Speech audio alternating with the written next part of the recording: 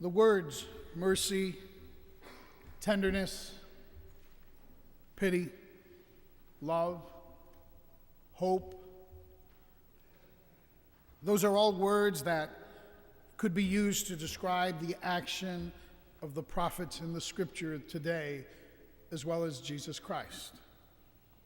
Because in most miracle stories, the people have to ask for help or do some sort of ritual action before someone is healed. In those instances, it's God's sheer love and pity that bring the deceased back to life, as the prophet pleads to God for grace and healing, and Jesus does exactly that. He heals.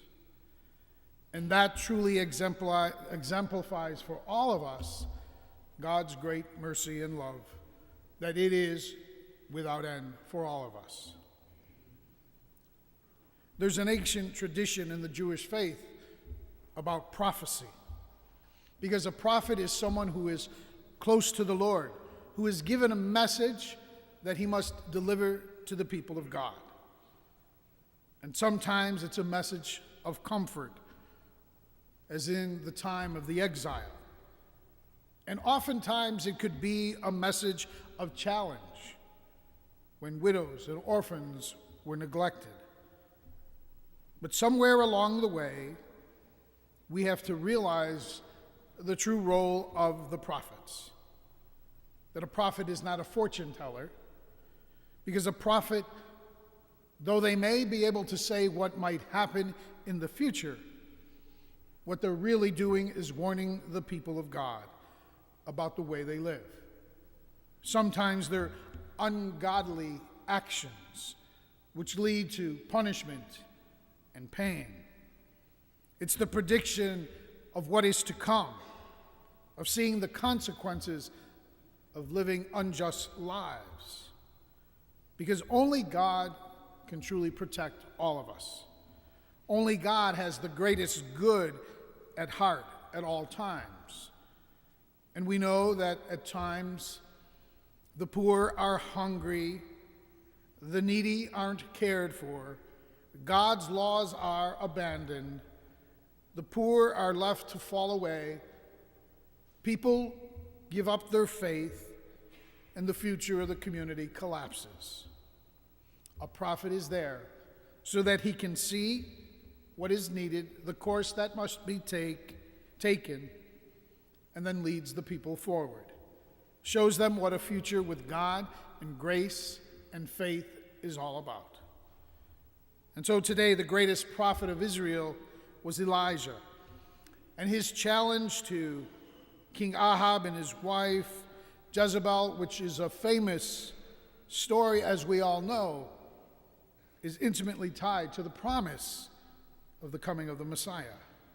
Because one of Elijah's warnings was about a 3-year drought that would come to the people because of what they did, of how they lived. And so Elijah went to live with the poor widow, there to help care for them with his promise of food. And they believed, they trusted in the prophet. And we all know that story, that the food did not run out.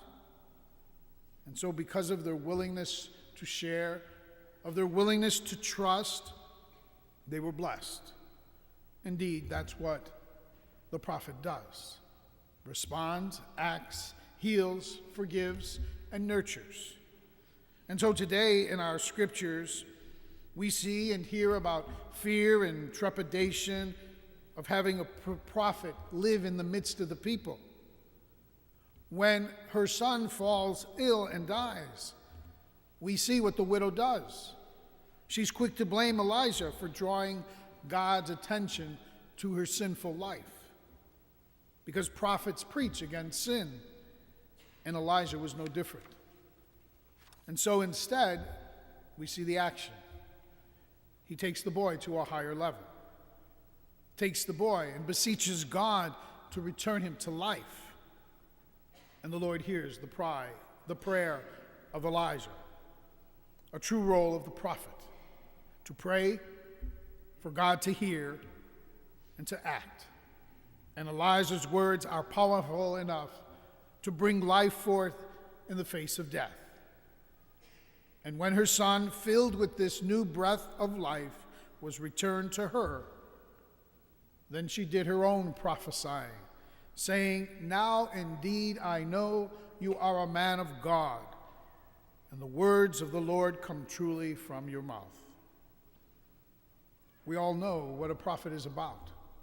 Preacher, healer, forgiver, gives life, all because of the grace of God alive within them. And so we hear today about Elijah. We hear about Jesus the prophet.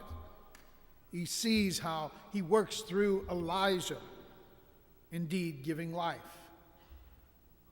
Think about Christ and his words, his actions. He didn't come to destroy, but rather to give life, to look to what can come if the people believed, followed, and trusted. And sometimes they did, and sometimes they didn't. The road was treacherous, the dangers were there, but the grace of God was with them, the words of the prophet, to see, to understand, to take to heart, and to know God's love for all of them. But yet they failed sometimes. But we know what the woman did. She believed, she trusted, and her son was returned to her. And so we need to be like her, to trust, to believe, and to have faith. Because at times, when we fail, we lose sight of who God is in our lives. That he is prophet, that he is Son of God, he is Redeemer, he is the Word made flesh for all of us. And so it's in that experience that Jesus is looking into our very lives this day, this moment, and he's asking you and I, what do you need? What word of healing? What word of encouragement does your heart need today as you gather here? What challenge does the world in which you live present to you? And how can you wholeheartedly respond to the needs of your brothers and sisters around you? How can you and I become prophets amongst one another? Jesus simply said today, "Arise." We too hear those words, arise, because we cannot be complacent. We cannot be discouraged. We must hear the words of the prophet and be willing to share that intimate relationship with our God and with one another. Then we can hear the word, then we can echo the action, then we can cross the lives of each other and be prophet, living, proclaiming, touching, building up the church together.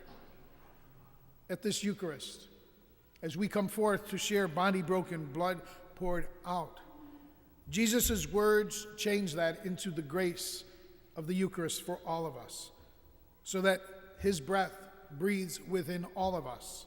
He touches, he gives us a future, he fills us with hope, a desire to follow, to be faithful, and to know the true difference that he makes in all of our lives. The words of a prophet are strong enough today to raise the dead. The words of Christ raise the dead and give life to you and I.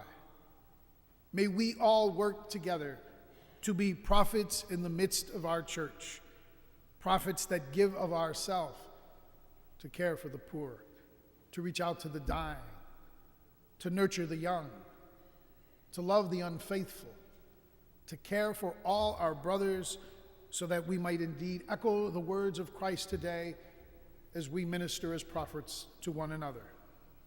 Get up, pray, live, and care for one another. Because indeed, a prophet, Christ the Lord, has visited us, and we are good, we are blessed, and he is in our midst.